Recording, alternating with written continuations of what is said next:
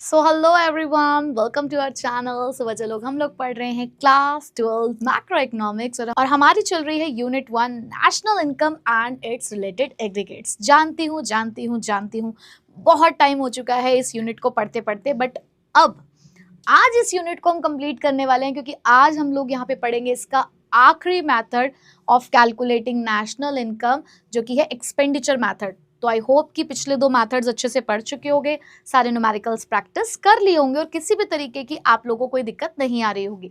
तो चलिए आज इसका थर्ड मेथड पढ़ते हैं और इस यूनिट को यहाँ पर कंप्लीट करते हैं। तो बेटा, हम लोगों ने नेशनल इनकम को कैलकुलेट किया फ्रॉम प्रोडक्शन साइड कि जब हम प्रोडक्शन करते हैं तो वहां पर कुछ वैल्यू एडिशन होता है और उस वैल्यू एडिशन की हेल्प से हम लोगों ने ये जानने की कोशिश करी कि तब नेशनल इनकम क्या आती है, यानी कि उसके क्या क्या कंपोनेंट्स होते होंगे। जब हम इनकम साइड से नेशनल इनकम को कैलकुलेट कर रहे थे तो हमने वहां पे कुछ कंपोनेंट्स देखे कि हम अपने यहाँ पर कुछ फैक्टर इनकम को अर्न करते हैं, कुछ फैक्टर इनकम बाहर से भी आती है। तो उन सब चीजों को देखकर हम लोगों ने इनकम मेथड से भी नेशनल इनकम को कैलकुलेट करना सीखा। अब जो कि हमारा सर्कुलर फ्लो ऑफ इनकम है, जिसने हमें प्रोडक्शन, इनकम और एक तीसरा फेज भी दिया है, एक्सपेंडिचर फेज। तो आज हम उसी के बारे में पढ़ेंगे कि अगर मैं एक्सपेंडिचर फेज यानी कि एक्सपेंडिचर की साइड से नेशनल इनकम को कैलकुलेट करती हूँ तो उसे कैसे कैलकुलेट किया जाता है और उसके अंदर कौन कौन से एलिमेंट्स जो हैं वो हमें यहाँ पर लेने होते हैं। ठीक है, तो देखो बच्चों, लिखा है under this method national income is estimated by adding all the final expenditure. अब डेफिनेटली अगर एक्सपेंडिचर मेथड है तो यहाँ आपको खर्चे ही देखने होंगे, बट बच्चा पार्टी हमारे पास खर्चे दो तरीके के होते हैं। एक होता है इंटरमीडिएट एक्सपेंडिचर और एक होता है फाइनल एक्सपेंडिचर। अब कौन है वो होशियार बच्चे जो ये बता पाएंगे कि इंटरमीडिएट एक्सपेंडिचर क्या होता है, फाइनल एक्सपेंडिचर क्या होता है? भाई देखो, ये सबके बस की बात तो नहीं है। जो कुछ पढ़े लिखे मेरे प्यारे बच्चे होंगे सिर्फ वही बता पाएंगे। तो चलो जल्दी से बता दो मैम को कि क्या होते हैं इंटरमीडिएट एक्सपेंडिचर और फाइनल एक्सपेंडिचर। बोलो भाई बोलो, जल्दी जल्दी कमेंट बॉक्स पे बोल दो ना। तो चलो, मुझे लगता है कि मेरे कुछ प्यारे बच्चों ने इसका आंसर दे दिया होगा, पर फिर भी मैं समझा देती हूँ। बेटा आपको पता है ना, हमारे पास दो तरीके के गुड्स होते हैं, फाइनल गुड और इंटरमीडिएट गुड्स। तो जो खर्चा तुम इंटरमीडिएट गुड्स को खरीदने पे करते हो वो इंटरमीडिएट एक्सपेंडिचर होता है, और जो खर्चा तुम फाइनल गुड को खरीदने पे करते हो वो फाइनल एक्सपेंडिचर होता है।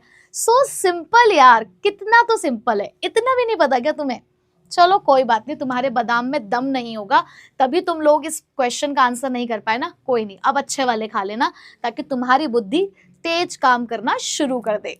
ठीक है, तो बेटा जितने भी फाइनल एक्सपेंडिचर्स हो रहे हैं अलग अलग सेक्टर्स है। अब आपको पता है ना कि अलग अलग सेक्टर्स है हमारे पास। तो हमारा हाउस होल्ड क्या खर्चा कर रहा है, हमारा गवर्नमेंट सेक्टर क्या खर्चा कर रहा है, तो वहीं से हम लोगों को वो कंपोनेंट्स ढूंढने हैं कि फाइनल एक्सपेंडिचर के कौन से कंपोनेंट्स हैं। उन सभी को हम यहाँ पर सम अप करेंगे और हमें नेशनल इनकम कैलकुलेट करने का एक रास्ता मिल जाएगा। ठीक है, so only the expenditure on the final goods and services are included to avoid the double counting. तो इसलिए हम लोग सिर्फ फाइनल एक्सपेंडिचर लेते हैं क्योंकि फाइनल एक्सपेंडिचर में ऑलरेडी इंटरमीडिएट एक्सपेंडिचर की वैल्यू इंक्लूडेड होती है, तो हमें डबल काउंटिंग नहीं करनी, इसलिए हम सिर्फ फाइनल एक्सपेंडिचर लेंगे। फाइनल एक्सपेंडिचर के अंदर अब कौन से एक्सपेंडिचर है? ये आपके कंजप्शन एक्सपेंडिचर भी हो सकते हैं। अब कंजप्शन कौन करता है? भाई कंजप्शन करता है हमारा हाउस होल्ड सेक्टर। ये आपके इन्वेस्टमेंट एक्सपेंडिचर भी होते हैं, और इन्वेस्टमेंट एक्सपेंडिचर या तो फर्म्स कर रही हैं या हमारी सरकार यानी कि हमारी गवर्नमेंट करती है। ठीक है, so these expenditure are incurred on goods and services produced within the domestic territory of a country.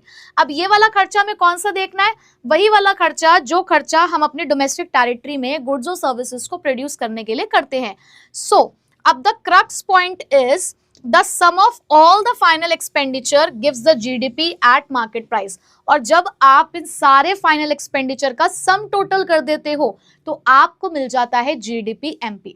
और आप तो जानते हैं GDP MP का मतलब क्या होता है कि जितने भी फाइनल गुड्स और सर्विसेज हम लोगों ने प्रोड्यूस करे हैं अपनी इकोनॉमी के अंदर, अपनी डोमेस्टिक टेरिटरी के अंदर, उसकी मार्केट वैल्यू।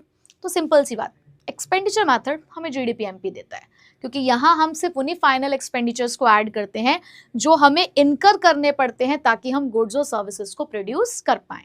ठीक है, डन, इतनी बात समझ आ गई?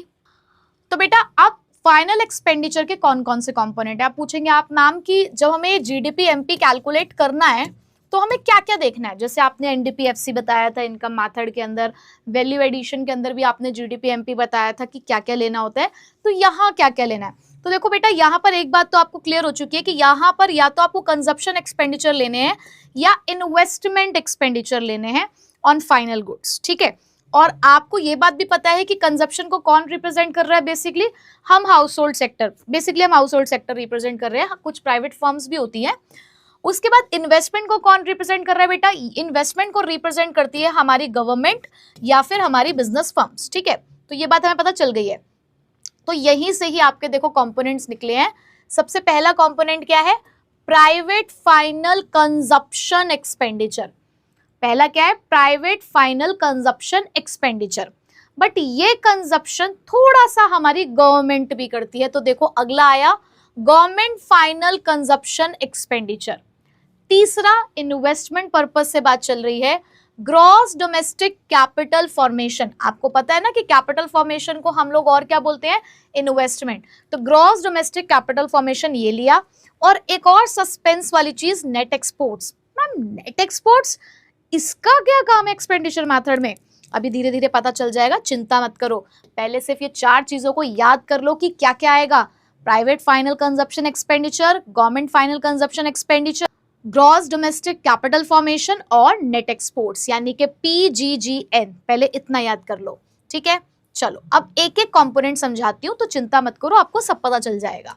देखो प्राइवेट फाइनल कंजप्शन एक्सपेंडिचर क्या है। पहली बात तो ये वो फाइनल कंजप्शन है बेटा जो यहाँ पर किया जा रहा है किसके द्वारा, हाउस होल्ड्स या फिर कुछ प्राइवेट नॉन प्रॉफिट इंस्टीट्यूशंस के थ्रू, जो यहाँ पर हाउस होल्ड्स को ही सर्व करती हैं। यानी कि एक ऐसे इंस्टीट्यूशंस जो हमारे हाउस होल्ड्स के लिए ही काम कर रहे हैं, उनके थ्रू अगर कोई भी इस तरीके का खर्चा किया जा रहा है या हमारा हाउस होल्ड ही डायरेक्ट कोई इस तरीके का खर्चा करता है, तो वो सब इसके अंदर आता है। जैसे कि खर्चा किया जा रहा है मस्त मस्त खाने पे, ये जो तुम पिज्जा, बर्गर, केक, पेस्ट्री, ये सब जो तुम खा रहे हो मस्त तरीके से, उस पर तुमने खर्चा किया। और ये जो तुमने नोने नोने प्यारे प्यारे से कपड़े पहन के जो तुम हीरो बन के घर से बाहर निकलते हो, उस पर खर्चा किया। या जो तुम्हें वही ब्रांडेड शूज चाहिए, तुम उसके ऊपर खर्चा कर रहे हो।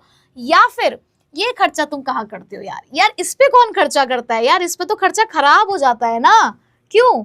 तो थोड़ा बहुत खर्चा जो एजुकेशन पे हो रहा है या फिर हेल्थ केयर सर्विस पे किया जा रहा है या फिर ट्रांसपोर्ट या कम्युनिकेशन पे खर्चा हो रहा है या कोई खर्चा हमारी प्राइवेट नॉन प्रॉफिट इंस्टीट्यूशंस कर रही हैं, तो ये सारी चीजें किसका पार्ट है बेटा, प्राइवेट फाइनल कंजप्शन एक्सपेंडिचर। हालांकि आपको इस तरीके से कंपोनेंट एग्जाम में देखने को नहीं मिलेंगे या फिर न्यूमेरिकल से भी देखने को नहीं मिलेंगे, डायरेक्ट इस तरीके से ही ये लिखा आ जाता है। ज्यादा बात है प्राइवेट की जगह पर हाउस होल्ड लिख देते हैं, ठीक। अब एग्जाम्पल देख सकते हो, जैसे कि एक फैमिली 30,000 रुपए ग्रोसरीज पे खर्च करती है, 10,000 रुपए बच्चों की स्कूल की फीस पे खर्च हो रहे हैं, 5,000 रुपए मोबाइल की सर्विस पे खर्च हो रहे हैं, तो ये सारे के सारे हमारे प्राइवेट फाइनल कंजप्शन एक्सपेंडिचर है। अब बात आती है बेटा हमारी सरकार की। अरे हमारी सरकार भी कोई खर्चा करती है क्या, अरे सरकार भी खर्चा करती है क्या, वो भी पब्लिक वेलफेयर के लिए। वाह भाई वाह, ये तो मजा सा आ गया, सुनने में मजा आ रहा है क्योंकि देखने में तो शायद कुछ नहीं मिल पा रहा है। चलो भाई पढ़ लेते हैं एक बार। So it refers to the expenditure incurred by the government on providing the goods and services for the welfare of the people. अरे भाई वाह, ये वो खर्चा है जो सरकार कर रही है पब्लिक की भलाई के लिए। ऐसे कौन से खर्चे हैं, देखो कौन से खर्चे होते हैं। जैसे कि सरकार हमारे लिए बना रही है ना बेटा, सरकार हमारे लिए बना रही है सरकारी स्कूल, गवर्नमेंट स्कूल्स बनते हैं जहाँ पर हमारे वो बच्चे भी आकर पढ़ रहे हैं जो शायद एजुकेशन के जो फीस है, स्कूल फीस है प्राइवेट स्कूल्स की, उनको अफोर्ड नहीं कर सकते, तो गवर्नमेंट स्कूल में उनको बहुत अच्छी एजुकेशन दी जा रही है। और मैं इस चीज़ को सपोर्ट करती हूँ कि डेफिनेटली ये एक बहुत ही अच्छा कदम है, ठीक है। उसके अलावा गवर्नमेंट एक्सपेंडिचर कर रही है हमारी हेल्थ केयर सर्विस पे, तो बेटा ये थोड़ा सा ध्यान रखना, ये हेल्थ केयर सर्विस है, ठीक है। यानी कि गवर्नमेंट हॉस्पिटल्स बनवाना, सस्ते में लोगों का इलाज करना, उनको वो सारी फैसिलिटीज़ प्रोवाइड करना जिससे कि उनकी सेहत का भी ध्यान रखा जा सके, तो ये भी एक बहुत अच्छा इनिशिएटिव है। उसके अलावा हमारी सरकार को खर्चा करना पड़ता है पुलिस या एडमिनिस्ट्रेटिव सर्विस प्रोवाइड करने पे या फिर कुछ जुडिशियल सर्विसेज हमें प्रोवाइड करने पे हमारी सरकार को खर्चा करना पड़ता है। देखो अगर किसी को हमें सर्विस देनी है तो खर्चा करना पड़ेगा, तो सरकार भी कुछ इस तरीके के खर्चे करती है जो अल्टीमेटली पब्लिक के बेनिफिट के लिए ही किए जा रहे हैं, ठीक है। सो जैसे कि गवर्नमेंट ने 500 करोड़ 500 करोड़ रुपए खर्च करे गवर्नमेंट स्कूल्स और हॉस्पिटल बनवाने के लिए या उनको चलाने के लिए, तो बेटा ये क्या है उनका गवर्नमेंट फाइनल कंजप्शन एक्सपेंडिचर। तो मुझे बहुत अच्छा लगा ये पढ़कर और सुनकर। Next, gross domestic capital formation. अब देखो यहां जो भी खर्चा होगा ना वो इन्वेस्टमेंट पर्पस का होगा, चाहे वो इन्वेस्टमेंट किसी की तरफ से भी आ रही हो। मैंने वहां पर सिर्फ आपको एक थोड़ा सा कह सकते हो कि एक बेस बनाने के लिए ये बात बोली कि कंजप्शन हाउस होल्ड की तरफ से है, इन्वेस्टमेंट फर्म या गवर्नमेंट की तरफ से, क्योंकि अब तक आप चैप्टर में कुछ इस तरीके से चीजों को पढ़ते आए हो। लेकिन बेटा एक चीज ध्यान रखना, यहाँ पर जब हम इन्वेस्टमेंट की बात कर रहे हैं तो इन्वेस्टमेंट किसी भी सेक्टर के थ्रू आ सकती है, चाहे वो हमारे हाउस होल्ड ही क्यों ना हो। तो ये मतलब रिस्ट्रिक्टिव होकर मत सोचना कि इन्वेस्टमेंट सिर्फ बिजनेस या गवर्नमेंट कर रही है। अभी आप इसके अंदर पढ़ेंगे एक इन्वेस्टमेंट ऐसी भी होगी जो हमारा हाउस होल्ड भी करता है। ठीक है, तो देखो जरा क्या है ये। इट रिप्रेजेंट द एडिशन, हमें तो पता है ना कैपिटल फॉर्मेशन का मतलब क्या होता है। It represent the addition to the capital stock of an economy. क्या कुछ अलग डेफिनेशन पढ़ रहे हो? पढ़ के आए हो ना पीछे की कैपिटल फॉर्मेशन क्या होता है, तो बिल्कुल वही डेफिनेशन लिखी हुई है कि जो भी हमारी इकोनॉमी में एग्जिस्टिंग कैपिटल स्टॉक था, जब उसके अंदर हम और एडिशन कर देते हैं तो उसको हम कैपिटल फॉर्मेशन कहते हैं। It increases the future productive capacity of the country, जिसकी वजह से हमारी फ्यूचर प्रोडक्टिव कैपेसिटी जो है वो इंक्रीज होती है, और इसीलिए इसको इन्वेस्टमेंट एक्सपेंडिचर भी कहते हैं। तो घुमा फिरा के ये लाला साहब हमें वहीं पर लेकर आ गए हैं। अल्टीमेटली द पॉइंट इज कि ये एक इन्वेस्टमेंट एक्सपेंडिचर ही होता है। ठीक है, अब ऐसा इन्वेस्टमेंट एक्सपेंडिचर आप किस किस चीज़ पे करते होगे भाई? जब भी आपको मशीन खरीदने हैं, इक्विपमेंट खरीदने हैं, कोई फैक्ट्री बन रही है, ऑफिस की बिल्डिंग बन रही है, आप इन्वेंट्री में एडिशन कर रहे हो यानी कि अपना स्टॉक बढ़ा रहे हो, या फिर कोई ड्यूरेबल प्रोड्यूसर गुड्स यहाँ पे खरीदे गए हैं, सब जितने भी इस तरीके की आप इन्वेस्टमेंट एक्सपेंडिचर कर रहे हो वो सब इसका पार्ट होते हैं। जैसे कि कंपनी ने नई मशीन खरीदी 50 लाख की, ताकि वो क्या कर सके, ताकि वो एक्सपेंड कर सके अपना प्रोडक्शन। तो ये जो है बेटा ये किस चीज का पार्ट है? ग्रॉस डोमेस्टिक कैपिटल फॉर्मेशन का। अब मैं ना आपको थोड़ा सा इसके बारे में और बातें समझाना चाहूंगी ग्रॉस डोमेस्टिक कैपिटल फॉर्मेशन के बारे में, कि बेटा जो ये ना दो तरीके के, आप इसको दो तरीके से देखते हो। ग्रॉस डोमेस्टिक कैपिटल फॉर्मेशन को आप दो तरीके से देखते हो कि देखो इन्वेस्टमेंट एक तो आप करते हो अपने फिक्स्ड एसेट में, एक इन्वेस्टमेंट आप किस चीज में कर रहे होते बेटा? फिक्स्ड एसेट में, और एक इन्वेस्टमेंट आपकी चल रही होती है आपके स्टॉक में, यानी कि जिसको हम इन्वेंट्री कहते हैं, जिसको हम क्या कहते हैं बेटा? इन्वेंट्री। ठीक है, तो यहाँ पर जो इन्वेस्टमेंट आप फिक्स एसेट में करोगे ना, जैसे बेटा मशीनरी, इक्विपमेंट, कोई बिल्डिंग बनाई, तो उसको यहाँ पर हम किस नाम से बोलते हैं? Gross domestic. ये मैंने ऊपर से चुरा लिए दो शब्द इनके, पर एक शब्द मैंने यहाँ पर और ऐड कर दिया, फिक्स्ड कैपिटल फॉर्मेशन। ठीक है बेटा, मतलब कि अगर आपको कभी भी क्वेश्चन के अंदर सिर्फ इतना देखने को मिले gross domestic fixed capital formation, तो वहां पे तुरंत ये समझ जाना कि वो सिर्फ इन्वेस्टमेंट फिक्स्ड एसेट की है, अभी उसके अंदर इन्वेंट्री इन्वेस्टमेंट इंक्लूडेड नहीं है। ठीक है, क्योंकि हम इन्वेस्टमेंट दो तरीके से कर रहे हैं, हम अपने स्टॉक में भी इन्वेस्टमेंट कर रहे हैं, हम फिक्स्ड एसेट्स में भी इन्वेस्टमेंट कर रहे हैं। तो अगर question gross domestic fixed capital formation कहता है तो इसका मतलब वो सिर्फ फिक्स्ड एसेट्स की इन्वेस्टमेंट है। अब जो दूसरी आप इन्वेस्टमेंट करते हो बेटा, इसको हम लोग बोलते हैं पूरे तरीके से इन्वेंट्री इन्वेस्टमेंट। और याद है ना, इन्वेंट्री इन्वेस्टमेंट इसको आप पीछे किसी और नाम से भी पढ़कर आए हो, which is change in stock. और चेंज इन स्टॉक का बेटा क्या फॉर्मूला होता है? Opening stock minus closing stock, sorry, और चेंज इन स्टॉक का बेटा क्या फॉर्मूला होता है? Closing minus opening stock. ठीक है, तो ये तो सॉर्टेड हो गया। अब इन दोनों को मिलाकर ही बनता है आपका ग्रॉस डोमेस्टिक कैपिटल फॉर्मेशन। तो अगर अकेला ग्रॉस डोमेस्टिक कैपिटल फॉर्मेशन लिखा है, इसका मतलब ये दोनों इंक्लूडेड है। अगर अलग से भी दे रखे हैं तो आपको देखने की जरूरत नहीं है, आंख बंद कर लेना, बिल्कुल ऐसे आंख बंद कर लेना कि तुझे मुझे देखना ही नहीं है, तू अब मेरे एक्स के जैसा है, मुझे तुझे नहीं देखना। ठीक है, मुझे तेरा कोई काम नहीं है तुझसे। लेकिन अगर क्वेश्चन सिर्फ gross domestic fixed capital formation बोले, ये फिक्स्ड वर्ड आपको देखना है इसके अंदर, ये है मेन चीज, ये फिक्स्ड। अगर सिर्फ फिक्स्ड कैपिटल फॉर्मेशन देखने को मिले तो इसका मतलब उसमें अभी आपको पहले चेंज इन स्टॉक भी ऐड करना होगा या इन्वेंट्री इन्वेस्टमेंट ऐड करना होगा, तब जाकर आपको ये तीसरा कंपोनेंट मिलेगा। तो तीसरा कंपोनेंट बहुत इंपॉर्टेंट होता है। ठीक है, समझ में आ गई? एक बार स्क्रीनशॉट ले लो बच्चे। चलो आगे बढ़े। अब बेटा आगे आते हैं हम नेट एक्सपोर्ट्स पे। अब ये भी बच्चों को थोड़ा सा परेशान करने वाला है कि मैडम नेट एक्सपोर्ट्स क्यों, नेट एक्सपोर्ट्स का मतलब क्या है।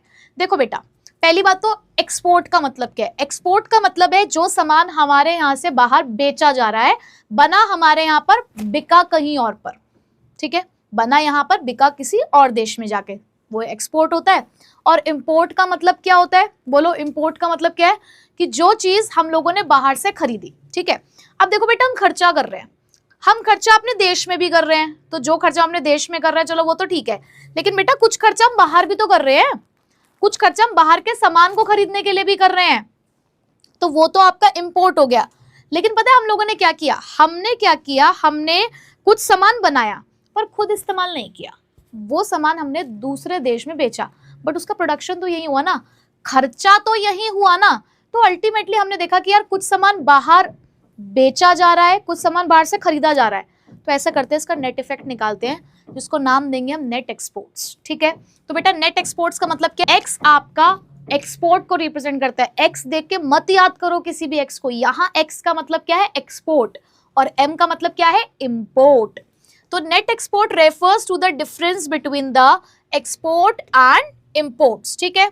एक्सपोर्ट्स क्या है, these are the goods and services produced within the domestic territory, इसे बनाया हमने अपनी डोमेस्टिक टेरिटरी के अंदर ही है, बट बेचा हमने इसको रेस्ट ऑफ द वर्ल्ड यानी कि पूरी फॉरेन कंट्रीज में है। Imports are the goods and services purchased from the rest of the world, अब ये हमने बाहर के देश से खरीदा है। Exports are added because they are the part of the domestic production, हम एक्सपोर्ट को इसलिए ऐड कर रहे हैं बेटा जी क्योंकि ये हमारी डोमेस्टिक प्रोडक्शन का पार्ट है, और इंपोर्ट को हम इसलिए सब्ट्रैक्ट कर रहे हैं बिकॉज उसका प्रोडक्शन, इस्तेमाल तो हम यहीं पे कर रहे हैं इसको। भाई जब हमने खर्चा अपना किया होगा, देखो जहां पर हम लोगों ने लिखा कि हम हम कपड़े इस्तेमाल कर रहे हैं, हमने किसी पर्टिकुलर ब्रांड के कपड़े खरीदे, तो हमने उसको प्राइवेट फाइनल कंजप्शन एक्सपेंडिचर में लिख दिया होगा। लेकिन अगर वो कपड़े हमने बाहर से खरीदे हैं, बाहर का ब्रांड है, इसका मतलब हमने इंपोर्ट किया होगा, उसका प्रोडक्शन हमारे देश में तो नहीं हुआ ना, तो वो खर्चा नहीं ऐड होना चाहिए, इसलिए हमने इंपोर्ट को माइनस कर दिया। तो सिंपल सी बात है, हम एक नेट एक्सपोर्ट्स निकाल रहे हैं, जो प्रोडक्शन हमारे देश में हुआ, चाहे भले उसको इस्तेमाल किसी और ने किया, प्रोडक्शन तो हमारे यहाँ हुआ है ना, तो उसको हम यहीं पर ऐड करेंगे, खर्चा हमने यहीं किया उसके प्रोडक्शन के ऊपर। और जो सामान हम यहाँ पर इस्तेमाल तो कर रहे हैं, खर्चा तो हम कर रहे हैं, बट उस चीज का प्रोडक्शन हमारे देश में नहीं हुआ, तो उसको हमने माइनस कर दिया। तो इसलिए हमने क्या टर्म यूज करी बेटा, नेट एक्सपोर्ट्स, ठीक है। तो समझ में आ गई चारों के चारों कंपोनेंट्स आपको, और ये चारों कंपोनेंट्स मिलाकर आपको क्या देते हैं बेटा, जीडीपी एमपी, ठीक है। अब देखो यहाँ पे मैंने एक फॉर्मूला लिखा हुआ भी है, net exports can be positive, negative और जीरो। अच्छा, नेट एक्सपोर्ट्स आपका पॉजिटिव भी हो सकता है, पॉजिटिव क्या रिप्रेजेंट करेगा, सिंपल सी बात बताओ, अगर आपका फॉर्मूला एक्सपोर्ट माइनस इंपोर्ट है, तो पॉजिटिव का मतलब क्या है कि एक्सपोर्ट ज्यादा रहे होंगे, इंपोर्ट्स कम रहे होंगे, ये आपका पॉजिटिव को शो करेगा। नेगेटिव का मतलब क्या है कि एक्सपोर्ट कम रहे होंगे, इंपोर्ट ज्यादा रहे होंगे, तो नेगेटिव आ गया। जीरो कब आएगा, जब दोनों बराबर हो जाएंगे, तो दोनों ही हो सकता है आपका नेट एक्सपोर्ट्स, पॉजिटिव, नेगेटिव और जीरो, कुछ भी हो सकता है। कई बार रीजन असर्शन एमसीक्यू में ये क्वेश्चन पूछ लिया जाता है, ठीक है। तो फॉर्मूला आपके सामने है, जैसे कि यहाँ पर लिखा हुआ है, सपोज करो कि इंडिया ने एक्सपोर्ट किया है सॉफ्टवेयर सर्विसेज को, जो कि 800 करोड़ की है, वहीं पे 500 करोड़ के इलेक्ट्रॉनिक गुड्स को इंपोर्ट कर लिया, तो नेट एक्सपोर्ट्स कितना है, 800 माइनस 500 यानी कि 300 करोड़ पॉजिटिव आया, ठीक है। चलो तो फॉर्मूला लिख लेते हैं बच्चा लोग एक बार अपने हाथों से, ठीक है, ताकि हमें याद हो जाए। चलो मेरे साथ सारे बच्चे लिखेंगे, चलो जी चलाओ अपनी कलम को, लिखो GDP MP is equals to private final consumption expenditure plus government final consumption expenditure plus gross domestic capital formation plus net exports, ठीक है। साथ में और करके एक चीज और लिखेंगे, private final consumption expenditure plus government final consumption expenditure plus, अब इस कंपोनेंट को ब्रेक करेंगे कि कभी कभी ये डायरेक्ट नहीं दिया होगा, तो क्या करना है, gross domestic fixed capital formation plus change in stock, आप चाहो तो लिख लो ताकि भाई याद रहे, change in stock plus net exports, ठीक है। अब बच्चा आपको जीडीपी एमपी मिल गया, जब जीडीपी एमपी मिल गया तो एनएनपी-एफसी निकालना तो आपके बाएं हाथ का खेल है, आंखें बंद करके भी निकाल लोगे, अब तो तुम इतने मास्टर हो चुके हो। तो बेटा ग्रॉस को नेट में कन्वर्ट करने के लिए क्या करते हैं, minus depreciation, DP domestic product को नेशनल प्रोडक्ट में कन्वर्ट करने के लिए क्या करते हैं, plus NFIA, this is my F, ठीक है। तो इसको ज़रा मैं ठीक कर दूं आप लोगों के लिए, NFIA। और बेटा MP को FC में कन्वर्ट करने के लिए क्या करते हो, माइनस NIT, ठीक है। तो अपने हाथों से ज़रूर लिख लेना, तभी समझ में आएगा। तो बच्चा पार्टी फटाफट से स्क्रीनशॉट ले लीजिए। चलो, तो अब मेरी आर्मी रेडी है न्यूमेरिकल्स करने के लिए, लेकिन लेकिन लेकिन एक बहुत ही आवश्यक सूचना कि भाई जब आप इस एक्सपेंडिचर मेथड से न्यूमेरिकल सॉल्व करोगे या नेशनल इनकम को कैलकुलेट करोगे, तो बेटा जी कुछ प्रिकॉशंस लेने की भी ज़रूरत होती है, कुछ बातों को ध्यान रखने की भी ज़रूरत होती है। अब वो क्या क्या बातें होती है मैम, ये तो बताओ। तो चलो बताती हूँ। पहली बात क्या है, intermediate expenditure should not be included. अरे मैम ये कोई बताने की बात है क्या, पहली लाइन में ही पढ़ लिया था हमने कि सिर्फ फाइनल एक्सपेंडिचर्स को ही यहाँ पर इंक्लूड किया जाता है, क्योंकि इंटरमीडिएट गुड्स पे किया हुआ एक्सपेंडिचर ऑलरेडी फाइनल एक्सपेंडिचर में इंक्लूडेड होता है। दूसरा, अगर आपने कोई खर्चा किया है सेकेंड हैंड गुड्स पे, अब आप बच्चे आपने ये प्रिकॉशन सब में देखा होगा कि सेकेंड हैंड गुड्स की वैल्यू को इंक्लूड ही नहीं करते। क्यों? क्योंकि जब हमने उसको पहली बार प्रोड्यूस किया होगा ना, तो उसी ईयर में उसकी वैल्यू को ऐड कर लिया गया होगा, चाहे वो प्रोडक्शन मैथड से देख लो, इनकम मैथड से देख लो या एक्सपेंडिचर मैथड से देख लो, तो उसको इंक्लूड नहीं करते। बट अगर उसके ऊपर किसी भी तरीके की कमीशन या ब्रोकरेज दी गई है तो वो इंक्लूड करना है, और ये तीनों मैथड में सेम है, ठीक है। उसके बाद ये वाला पॉइंट भी बेटा कॉमन रहा है सब में कि फाइनेंशियल एसेट्स के ऊपर किए जाने वाले एक्सपेंडिचर को या उससे कमाई जाने वाली इनकम को हम यहाँ पर इंक्लूड नहीं करते, क्योंकि यहाँ सिर्फ ऑनरशिप का एक्सचेंज हो रहा है, यहाँ किसी भी तरीके की कोई प्रोडक्टिव एक्टिविटी नहीं हो रही है, ये जस्ट एक पेपर वर्क है। तो फाइनेंशियल एसेट्स की वैल्यू को इंक्लूड नहीं किया जाता, बट डेफिनेटली उसके ऊपर भी अगर कोई ब्रोकरेज या सर्विस चार्ज पे किए गए हैं तो वो हम इंक्लूड करते हैं, ठीक है। Next, imputed expenditure on account output should be included, यानी कि कभी अगर आप सेल्फ कंजप्शन के लिए आपने किसी आउटपुट का इस्तेमाल किया, मतलब कि सामान प्रोड्यूस हुआ, अब प्रोड्यूस होने के बाद आप उसे खुद के लिए इस्तेमाल कर रहे हो, तो बेटा उसके ऊपर जो किया हुआ खर्चा है वो आपको इंक्लूड करना पड़ेगा, क्योंकि अगर आप खुद की फैक्ट्री से वो सामान नहीं लेकर आते तो कहीं और से तो खरीदते ना, तो प्रोडक्शन तो हुआ है ना हमारे देश में, अब उसको आप एक्सक्लूड कर दो कि ये तो सेल्फ कंजप्शन के लिए, तो नहीं, ऐसा आप नहीं कर सकते। आउटपुट की वैल्यू को आपको इंक्लूड करना पड़ेगा, चाहे वो सेल्फ कंजप्शन के लिए ही क्यों ना हो, जैसे कि self consumed farm output and services of the owner occupied houses, यानी कि जैसे कि आपकी कोई फार्म एक्टिविटी आपने करी और वहां से आपके पास कोई आउटपुट जनरेट हुआ, उसको आप अपने घर पे इस्तेमाल करो, तो उसकी वैल्यू को आपको इंक्लूड करना पड़ेगा। Transfer payment, definitely transfer payments हम यहाँ पर इंक्लूड नहीं करते, सिर्फ फैक्टर पेमेंट्स को ही हम यहाँ पर इंक्लूड करेंगे, क्योंकि उसमें कोई भी प्रोडक्टिव एक्टिविटी नहीं हुई है, ठीक है। तो ये 5 बातें हम लोग ध्यान रखेंगे, और मुझे पूरा विश्वास है कि अब मेरे सारे प्यारे बच्चे बिल्कुल तैयार हैं, एकदम मेरी आर्मी बिल्कुल रेडी है, KJ army, to solve all the numericals related to the expenditure method. तो पहला पहला पहला क्वेश्चन तैयार है और आ गया है आपकी स्क्रीन पर। तो बेटा क्या कैलकुलेट करना है, हमें कैलकुलेट करना है gross domestic product at market price and national income, यानी कि GDP NP और NNP FC। तो पिक्चर एकदम क्लियर है, हमें कुछ नहीं पता, हमें तो ये पता है कि GDP NP ही आता है एक्सपेंडिचर मैथड से। तो पहले फॉर्मूला लिखते हैं, private final consumption expenditure plus government final consumption expenditure plus gross domestic capital formation plus net exports. अब ढूंढना शुरू करते हैं। सबसे पहला component private final consumption expenditure किथे है, अरे इत्थे हैगा, मिल गया प्राइवेट फाइनल कंजप्शन एक्सपेंडिचर। तो भाइयों और बहनों लिख लो जरा, 3500। गवर्नमेंट फाइनल कंजप्शन एक्सपेंडिचर, अरे ये रहा, लो जी लिख दो 4000। ग्रॉस डोमेस्टिक कैपिटल फॉर्मेशन, ये ध्यान से देख लेना बेटा, अरे मैडम ये रहा ग्रॉस डोमेस्टिक कैपिटल फॉर्मेशन 1100 का, अरे भाई वाह। और नेट एक्सपोर्ट्स, अरे ये भी एज इट इज दे रखे 500 के, भाई वाह ये तो मजा ही आ गया। तो GDP MP कितना आया बच्चे, तो बेटा ये निकल कर आ चुका है आपका 9100 करोड़, ठीक है। और इसको हम लोगों ने क्या कर देना है, इसको हम लोगों ने इस तरीके से बॉक्स में डाल देना है, ठीक है। अब सेकंड पर चले बेटा, अब सेकंड क्या निकालना है आपको, NNP FC।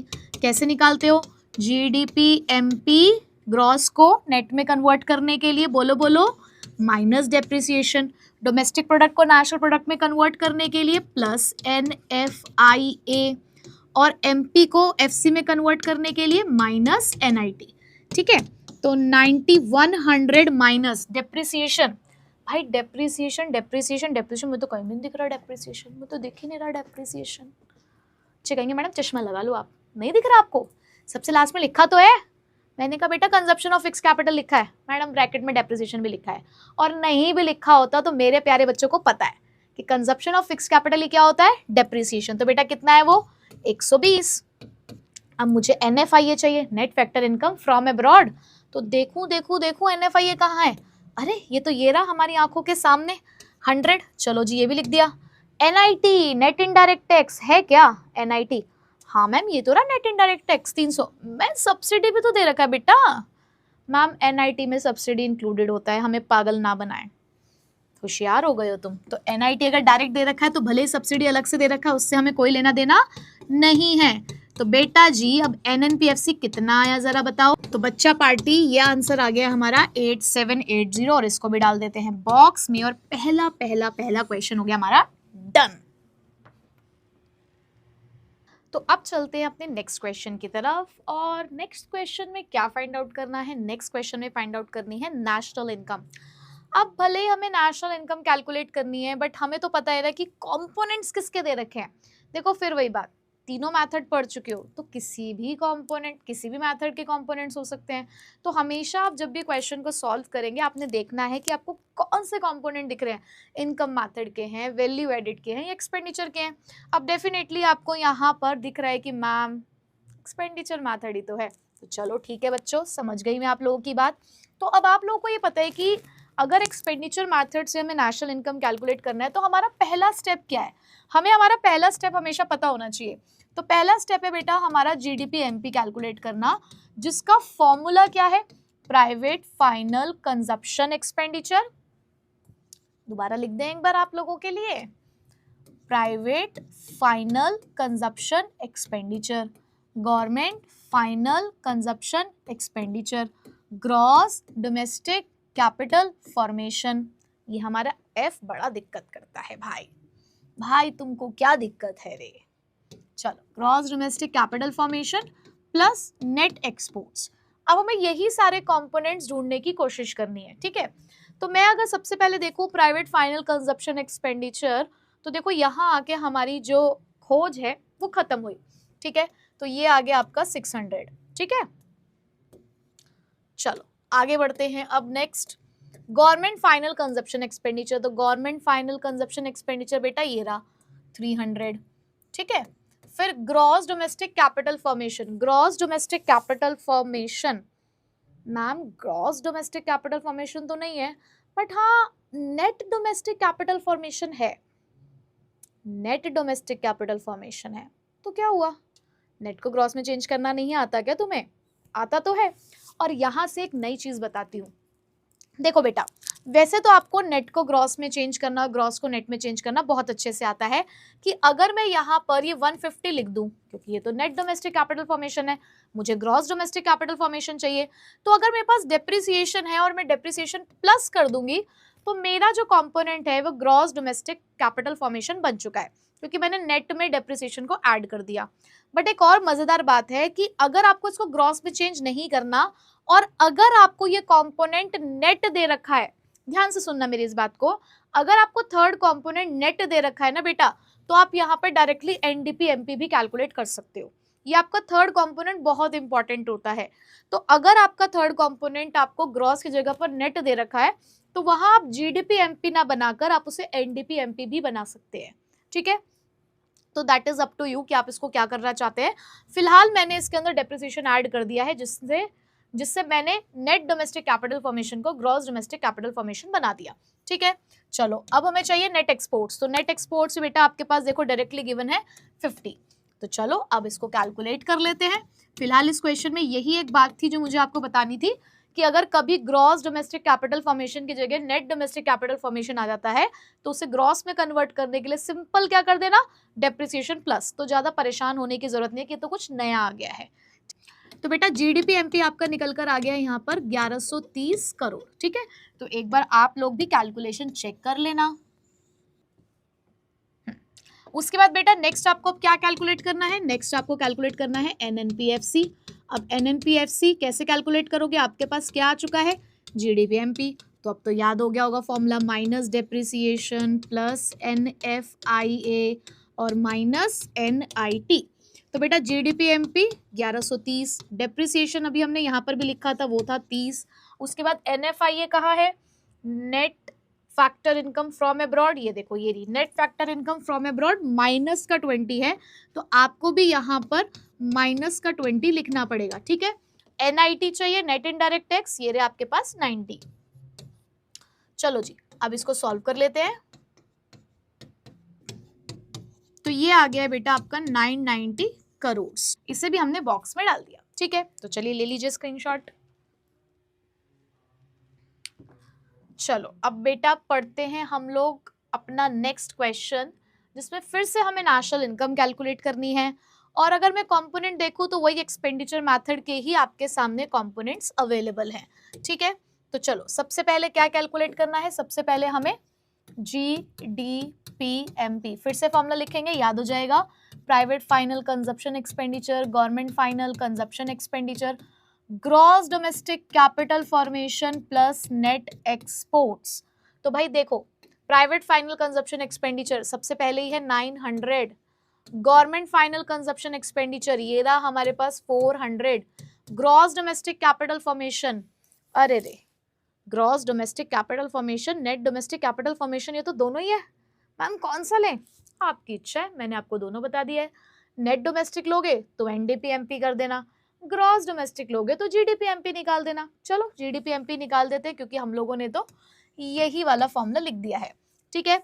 अब उसके बाद बेटा हमें नेक्स्ट क्या चाहिए, अब उसके बाद एक बात और गौर करना, यहाँ चेंज इन स्टॉक भी गिवन है, तो अब गलती से चेंज इन स्टॉक मत लिख देना, क्योंकि बेटा यहाँ पर gross domestic fixed capital formation नहीं है। अगर फिक्स्ड होता तो मुझे यहाँ पे चेंज इन स्टॉक भी लिखना पड़ता, बट क्योंकि फिक्स तो नहीं लिखा तो दैट मीन्स इसके अंदर change in stock already included है, ठीक है। अब मुझे लास्ट चाहिए net exports, net exports, net exports, net exports, अरे ये गलत लिख दिया क्या, यहाँ तो नेट इम्पोर्ट्स लिखा हुआ है, मतलब ये क्या चक्कर है भाई, हमें तो नेट एक्सपोर्ट्स चाहिए था, यहाँ तो नेट इम्पोर्ट्स है। तो चिंता क्या करनी है, नेट इम्पोर्ट्स नेट एक्सपोर्ट्स का अपोजिट ही तो होता है। तो बेटा जी अगर आपको कभी भी क्वेश्चन के अंदर नेट एक्सपोर्ट्स की जगह नेट इम्पोर्ट्स दिख जाए तो बस उसे माइनस कर देना, यानी कि आपका फॉर्मूला इस केस में नेट एक्सपोर्ट्स की जगह पर क्या हो जाएगा बेटा, माइनस नेट इम्पोर्ट्स, ठीक है। तो कभी भी अगर क्वेश्चन में नेट इम्पोर्ट्स दिया हुआ है तो नेट एक्सपोर्ट्स क्योंकि प्लस होते हैं तो नेट इम्पोर्ट्स माइनस हो जाते हैं क्योंकि वो उसका अपोजिट होता है, ठीक है। तो यहाँ पर आप कर देना -30। तो निकाले जरा आंसर, चलो जी फटाफट अब अपना आंसर निकाल लेते हैं, जीडीपीएमपी। तो बेटा जी ये आ गया आपका 1520 करोड़, ठीक है। तो डाल दो इसको भी बक्से में। अब नेक्स्ट क्या करेंगे, नेक्स्ट तो मैम हमारे बाएं हाथ का खेल है, बाएं हाथ का खेल है, चुटकियों भर का काम है, इसमें तो हम प्रो हो गए हैं, प्रो। चलो भाई ये तो आप लोगों ने बहुत बार लिख लिया। तो बेटा जी 1520 माइनस डेप्रिसिएशन, अब क्वेश्चन में है कि आपके पास depreciation, yes, consumption of fixed capital है आपके पास 20 depreciation, plus NFIA net factor income from abroad, बिल्कुल है, ये आपके पास नेगेटिव है -40। एनआईटी की बात करूं नेट इनडायरेक्ट टैक्सेस, तो वो आपके पास है 100, तो ये आ जाएगा आपके पास -100। तो बेटा एनएनपीएफसी कितना आया जरा देखें कैलकुलेट करके, तो बेटा ये निकल कर आ चुका है आपका 1360 करोड़, और इसको भी हम लोग बॉक्स में डाल देते हैं, ठीक है। तो ये क्वेश्चन भी हमारा डन। अब बेटा करते हैं अपना आज का आखिरी क्वेश्चन, और आखिरी क्वेश्चन में कुछ अलग ही कैलकुलेट करने के लिए कहा गया है जीएनपीएफसी।